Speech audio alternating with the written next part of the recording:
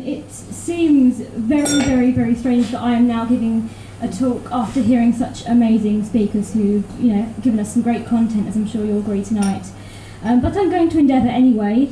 Now, before I start to speak to you all, I would actually like to call upon you, if my dog will stop sniffing, I would actually like to call upon you to go back for a second to your childhood. Take a walk down memory lane. Imagine a book that you remember from your childhood, something about it that stands out to you with poignant clarity, whether that be a character, a setting, or something that you just love. And I want you to now fix it in your mind as I speak to you. But then imagine that it's gradually fading out of existence.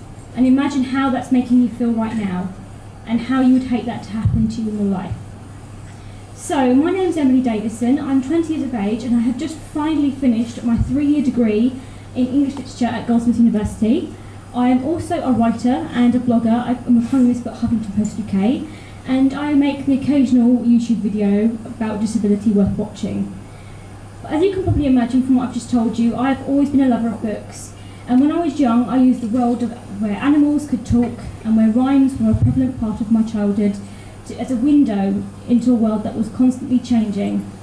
But then as I got older and the print started to get smaller, it was difficult for me to understand what was going on.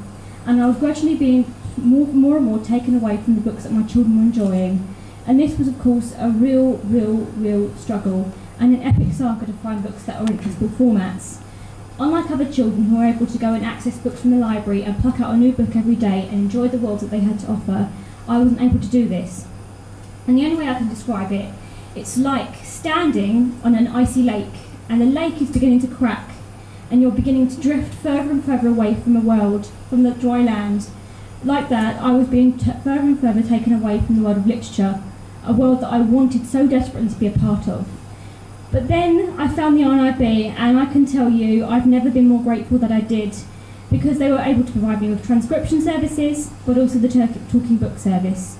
And thus I was able to enjoy all the books that my friends were reading. So Harry Potter, Skullduggery Present by Dress-Lindy, Wind in the Willows, you name it, I was reading it.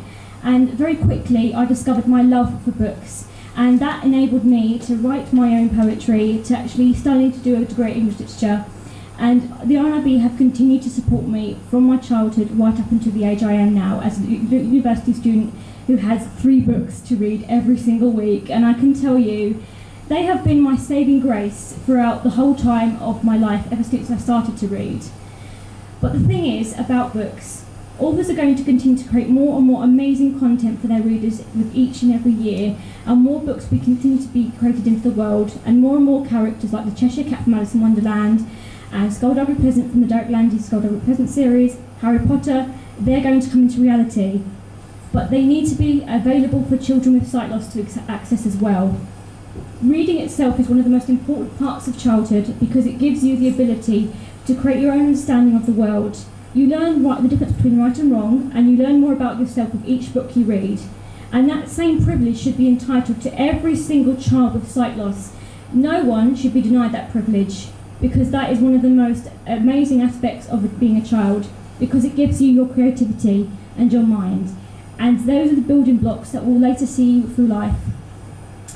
So, now that you've imagined this and what is happening to you, and this character or this scene or this space or this whatever is being taken away from you, it's easily avoidable, as I'm sure you agree. Children with sight loss do not have to be removed from this world of literature. It's very easy to enable children to have this. It's a case of simply providing these books and accessible content to make sure that all children are available to have the same privileges. Because with the RNIB, I was able to tumble down the rabbit hole of Alice.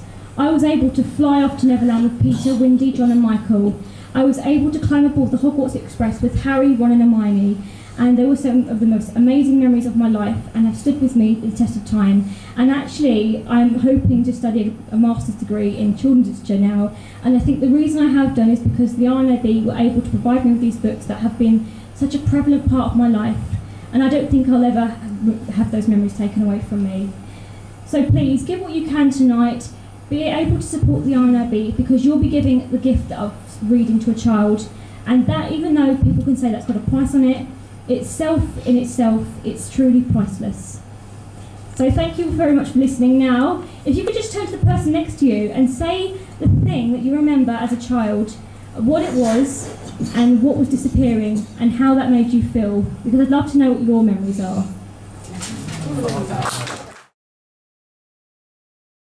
Hey guys, thank you so much for watching my video today. Don't forget you can check out my previous video by clicking the box above, and please don't forget to like, comment and subscribe. Bye!